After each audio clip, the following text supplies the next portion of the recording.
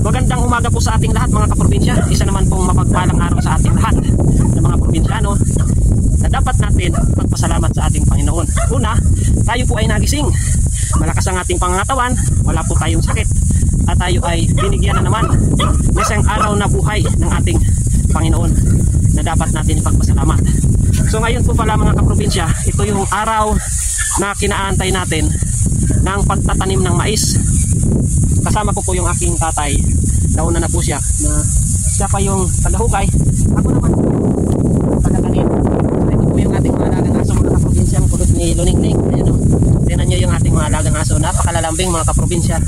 Ayan o, tingnan nyo, nakikita nila kasi yung ating pag-aalaga, nararamdaman nila na sila ay mahal natin, kaya ganyan sila maglambing sa atin. Ayan mga kaprobinsya, ayan si Luningning at si Marimar, ang lalaki na nila, na dinala sa akin yan, sobrang liit pa. Alis dyan. Ayan mga kaprobinsya, masaya sila dito sa ating area na makapag-ikot-ikot. Ayan yung ating area, kabundukan. Yung aking tatay, doon na, nag-umpisa doon. Kasi ito yung bagong area natin. Parang kailan lang po ito. Pero tingnan yung mga kaprobinsya, napakalinis na. So ito yung pinakaantay natin na tayo ay makapagtanim ng mais. So ito yung itatanim natin. Salamat po pala sa Department of Agriculture. Ito po yung bigay nila na premium hybrid seed corn. Ito po ay hybrid. Ito po ay hybrid at yellow corn. Yung pwede to sa ating mga alagang manok, bingala, pato, pabo, itik, tapos yung mga alaga natin dyan, ito po ay pwede lalo na sa manok. Kaya ito yung ating pinili na itanim sa ngayon. Pero may yung pulutan, magtatanim din tayo kasi malawak naman po yung ating area. Para tayo ay makatikim din ng pulutan na mais. Yung puti yun, puti. Ito mga kaprobinsya yung ating itatanim. So let's go! Ayan mga kaprobinsya.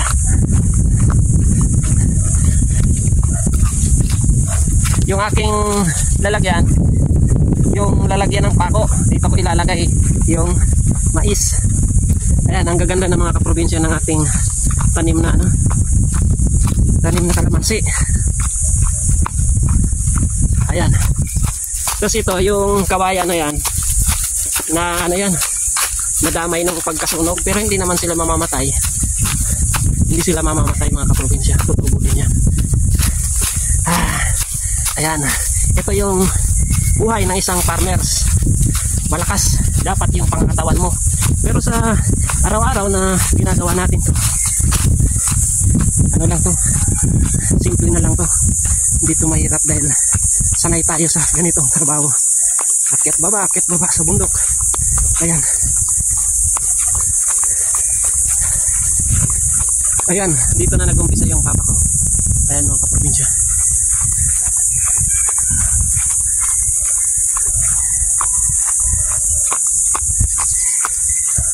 So dito tayo mag-uumpisa. Ayan. Mga kaprobinsya, yung ating itatanim yellow corn na hybrid.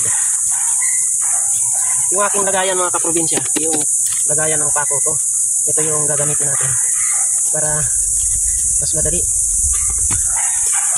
Nakakabit lang siya dito sa ating. Tapos meron tayo sombrero.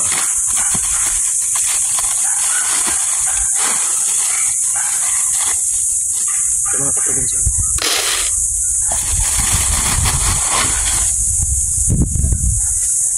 mais, marami na to.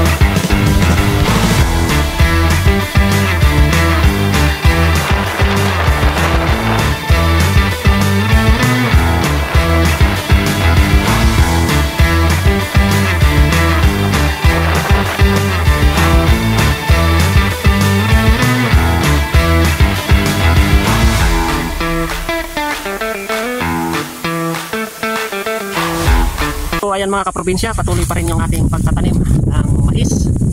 So, medyo mainit ngayon. Magandang bagay kasi nung nakarang araw, mga isang linggong umulan. Kaya basang-basa po mga kaprobinsya yung lupa. Tapos ngayon magtatanim kami, medyo maulap-ulap. Tapos mainit. Magandang bagay yun kasi kapag umulan, hindi tayo makapagtanim. Okay lang naman yung init kasi may konting ulap, hindi gaano mainit. So ngayon, tuloy yung ating pagtatanim ng ating mais. Kaya na ating pag-iisay na makasakto, matimingan yung panahon.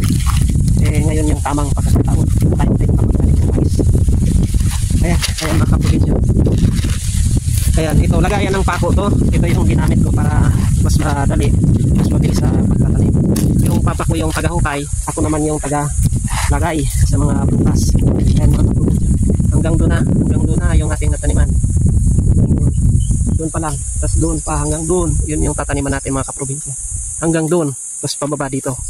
Tapos, yung bundok na yon, sa kabila nun, napakalawak pa. Malawak pa yung ating pagtataniman. So mamayang hapon doon tayo sa kabila kasi hindi doon mainit paghapon kasi yung araw papunta doon, pababa doon sa kabila. Kaya doon tayo mamayang hapon.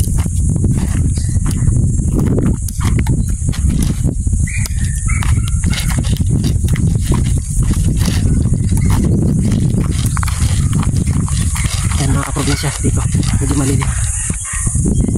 Mga kaprobinsya, medyo matarik. So hindi patag yung ating lupa, yung forma ng ating lupa. So yung pagtatanim mga kaprobinsya, ayan, may mga hukay-hukay na. So ang gagawin natin, tatlo-tatlo lang po.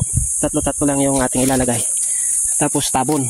Ayan, tingnan nyo mga kaprobinsya. Ayan, tingnan nyo. Tapos yan. Ganyan lang po mga kaprobinsya, tatlo-tatlo lang. Yan ang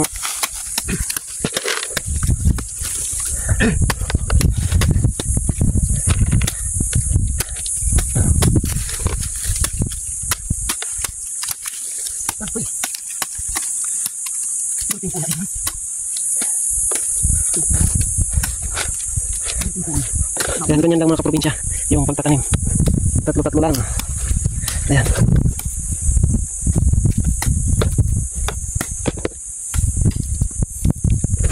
Kailangan lahat malagyan natin. Walang makalampas.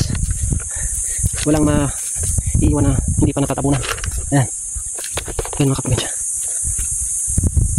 Magandang hapon sa inyong lahat mga kaprobinsya. Tayo po ay patuloy yung ating pagtatanim ng mais. Sinasamantala natin na basa yung lupa. Ayan, maulap-ulap pa rin mga kaprobinsya. Patuloy yung ating pagtatanim. So sa kabilang bundok naman tayo mga kaprobinsya. Kasama ko yung aking tatay. Ayun na.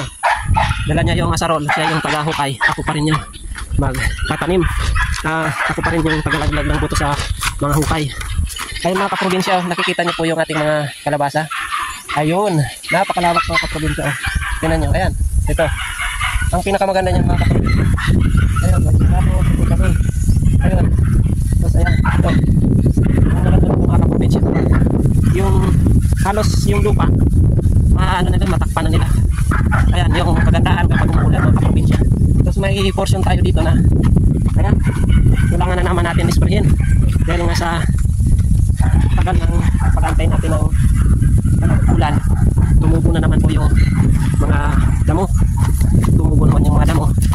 Ayan, may mga tanim-tanim tayo dyan.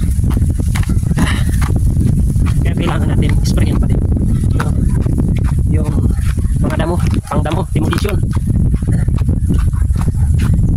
Yung site na yun mga kaprobinsya, tapos na natin. Yun. Kaninang umaga, yun na yung tinaniman na natin. Itong kabila, hindi pa. Kasi ito, baba dito. Tapos yun, dito hindi pa. Tapos dito tayo magtatanim mga kaprobinsya ngayon. Sa kabilang mukha ng bundok. Ayan.